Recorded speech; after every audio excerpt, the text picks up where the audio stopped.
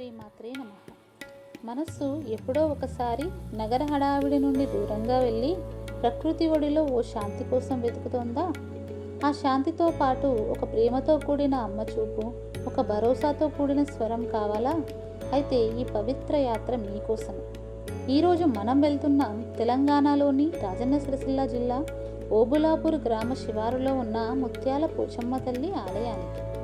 ప్రకృతి మధ్య వెలిసిన ఈ పవిత్ర స్థలంలో భక్తి, అందం, తల్లి కరుణ అన్నీ కలిసిన ఒక అనుభవం మన కోసం ఎదురు చూస్తూ ఉంది. ప్రకృతి ఒడిలో ప్రశాంతంగా వెలిసిన ముత్యాల పోచమ్మ తల్లి ఇక్కడ గండ్ల పోచమ్మ అనే పేరుతో ప్రసిద్ధిగాంచింది.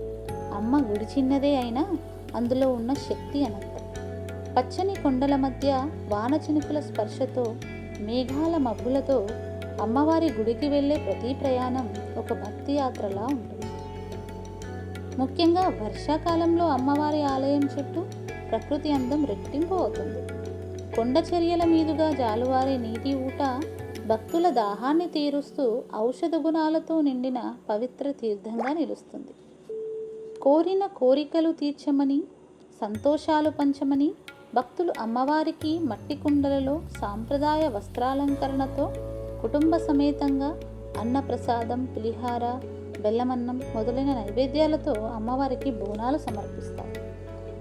బోనాలు, ప్రసాదాలతో పాటు చీరలు, గాజులు, పువ్వులు, తాంబూలాల వంటి మంగళకరమైన వస్తువులను తీసుకుని వచ్చి అమ్మవారి పాదాల దగ్గర ఉంచిన వేళ అక్కడ ఆ అనుభూతి వర్ణనాతీతం. ఇక్కడ వామాచార పద్ధతిలో పూజలు నిర్వహించబడతాయి. అమ్మవారి ఆశీస్సులు అందుకోవడానికి భక్తులు దూర ప్రాంతాల నుంచి వచ్చి మొక్కులు చెల్లించుకుంటారు.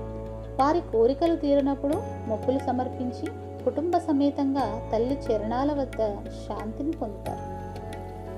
ఆ తల్లి విగ్రహం చూసిన క్షణం నుంచే మనసుకు ఓ శాంతి కలుగుతుంది.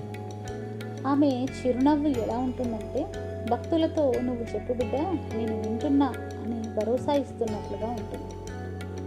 అమ్మ చేతిలో ఉన్న పదునైన ఖడ్గం ఆమె భక్తులను శత్రువుల నుండి, దుష్ట శక్తుల నుండి రక్షించేందుకు సిద్ధంగా ఉన్నాను అనే సంకేతంగా నిలుస్తుంది.